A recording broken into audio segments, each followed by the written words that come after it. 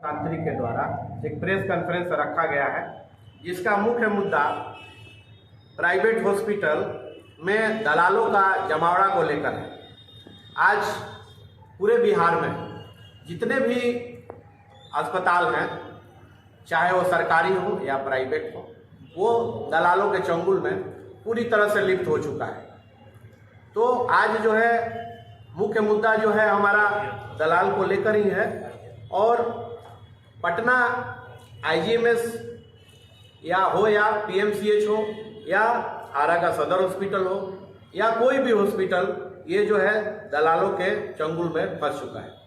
तो आज हम लोग जो है आईजीएमएस पटना के बारे में जो है कि वहाँ का क्या स्थिति है उसके बारे में विस्तृत चर्चा करेंगे, जो कि कैसे जो है दलालों के चंगुल में फंस चुका है। तो इसका जो है पूर्ण विवरण हमारे जन अधिकार पार्टी के विश्वविद्यालय अध्यक्ष सुजीत कुशवाहा जी आपके समक्ष प्रस्तुत करेंगे।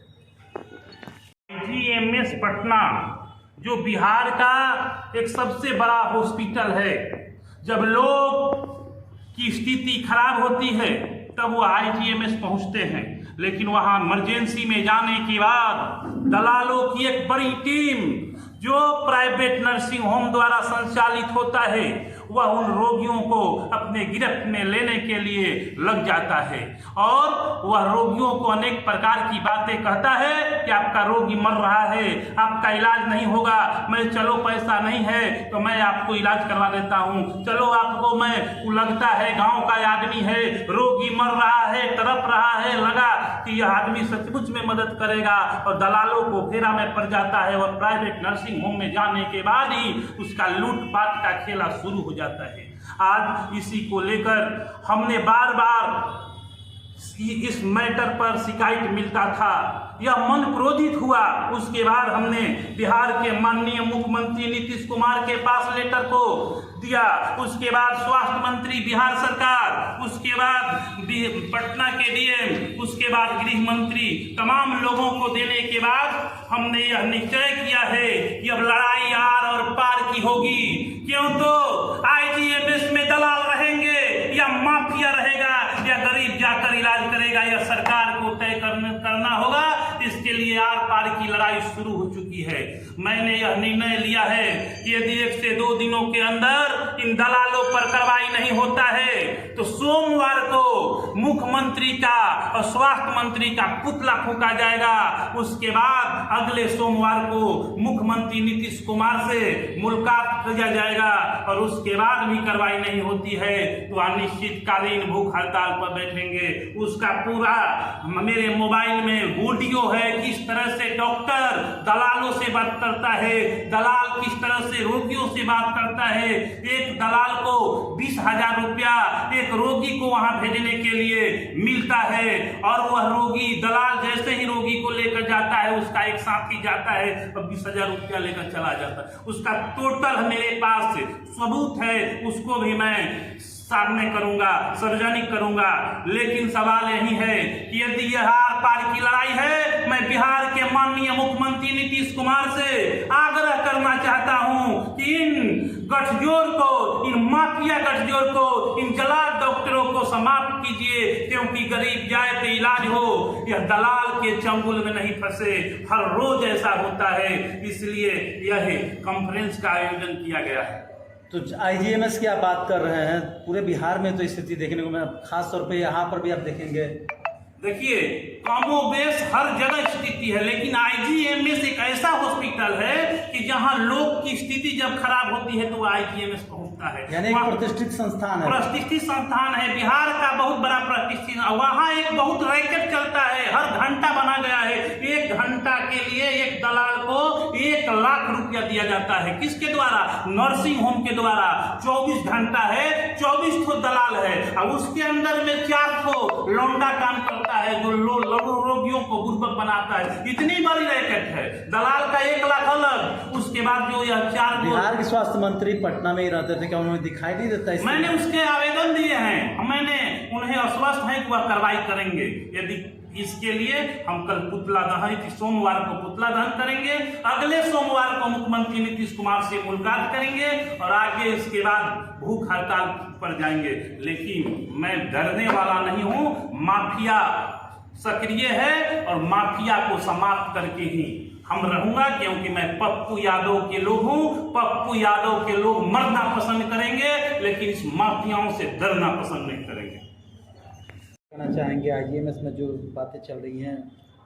आज आप लोग लगातार देख रहे हैं, पहले भी हम लोग स्वास्थ्य पर हम लोगों ने काम किया था, स्वास्थ्य बहुत सुधार हुआ था स्वास्थ्य के मामले में, पर जो स्थिति अभी बढ़ती जा रही है ये बहुत गंभीर बात है। यहाँ से जितने भी बिहार के पेशेंट जाते हैं IGMS में, एक बहुत बड़ी संस्था है और ऐसे में जब वहाँ पर जाते हैं जब पेशेंट, तो आपको देखने पड़ेगा कि आपको IGMS में जगह नहीं मिलता है। देखिएगा कि जगह नहीं मिलता है, जगह हमेशा उसमें फुल रहता है। जो भी व्यक्ति ग्रामीण क्षेत्र के द्वारा पूरे बिहार से कहीं भी अगर IGMS में जाते हैं तो मालूम चलता है कि सीट फुल है। जब सीट फुल है तो जब वो सोचता है कि अब हम कहाँ ले जाएंगे इमरजेंसी पेशेंट को, तो वहां पर दलाल 4 लग जाते हैं। वो घंटा में बिकता है, 1 घंटा आप रहिए, 2 घंटा के लिए उसका सब सिस्टम बना हुआ। ये दलाल बरगला के डॉक्टर से मिली भगत करके और प्राइवेट नर्सिंग होम में इनको भेज देते हैं और वहां पर उनकी जो एजेंटी का जो मामला है वो अपना वहां से उठा के ले चला जाता है। पैसा प्राइवेट नर्सिंग होम के द्वारा इनको इंक्लूड करा दिया जाता है। राज्य की राजधानी में इस तरीके का स्कैम चल रहा है, तो राज्य के मुखिया क्या कर रहे हैं? राज्य कोई तो बताने वाला होगा ना, इस चीज को उजागर करने के लिए तो कोई को बताना होगा। जो देखा जा रहा है, जो स्थिति है, नर्सिंग होम के द्वारा पैसा ले लिया जा रहा है। अब इसी तरीके से जितने भी बिहार के पेशेंट वहां जा रहे हैं वो सभी से खेत और घर के गहना बिचवाने का काम वहां पर दलालों के द्वारा किया जा रहा है।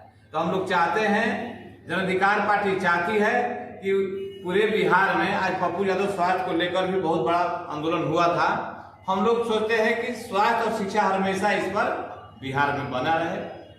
और दूसरा चीज कहेंगे, एक टैक्स के सवाल पर आरा नगर निगम में बिहार में जो टैक्स बढ़ा है वो हम लोग चाहते हैं कि ये लगातार जो बढ़ रहा है टैक्स, ये जो जनप्रतिनिधि जीते गए हैं नगर निगम के, ये वहां उनको बोलने के लिए, विरोध करने के लिए भेजा गया है। यहाँ की जनता जो है आरा नगर निगम की, यहाँ विरोध करने के लिए भेजा है कि भाई टैक्स में कुछ माफ हो। तो लगातार हजारों टैक्स बढ़ गया, जो 2 रुपये था वो 200 रुपये टैक्स हो गया। जो आज नक्शा पास कराने में 500 रुपये खर्चा होता था वो आज 5000 खर्चा हो रहा है।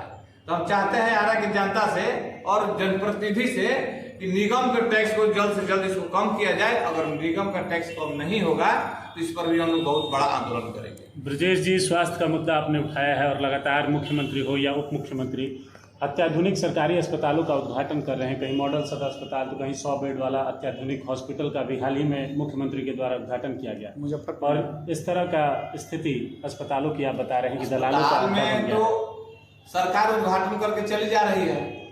मीडिया के माध्यम सभी लोग जान रहे हैं, जब इलाज करने का समय जब आ रहा है और जब वहाँ की जनता शोषण हो रही है और ये आवाज कोई नहीं उठाने वाला है, कारण है कि जनप्रतिनिधि जनता के द्वारा ही मारे गए हैं। जितने भी जनप्रतिनिधि और छोटे छोटे बड़े नेता हैं वो जनता के द्वारा। अब तो नेता कोई है नहीं, अब तो जो भी टिकट लेकर आता है वो पैसे वाला लेके आता है। जो लड़ाई लड़ने वाला है जनता के हित में, उसको तो टिकट नेता भी नहीं दे रहा है, बड़ा जो पार्टी है नहीं दे रहा है। तो आज चूंकि सरकार के काम तक जा नहीं पा रहा है। हम लोग तो शुरू से ही 1994 से आज तक छात्र नेता रहे। हम लोग लड़ने का आदत है। हम लोग भाई सरकार के खिलाफ भी लड़ेंगे, सरकार में रह के भी सरकार का हम लोग बात बताएंगे। काम तक उनके जो बुरे काम है उसके कानों तक ले जाने का हम लोग जरूर इतना काम करेंगे। करना ना करना ये सरकार का काम है। आरा का भी हाल बुरा है स्वास्थ्य के मामले में, क्या कहेंगे? स्वास्थ्य पर भी आरा का भी मामला हम लोग देंगे। आरा के मामला पर हम लोग पहले भी कई बार भूख हड़ताल किया जा, हम लोग किए हैं। अभी स्थिति और आरा का भी हम लोग सुधारेंगे। अभी पूर्ण रूप से सुधार नहीं हुआ है। हम लोग जाके सीएस से मिलेंगे, सीएस से अपनी बात को रखेंगे।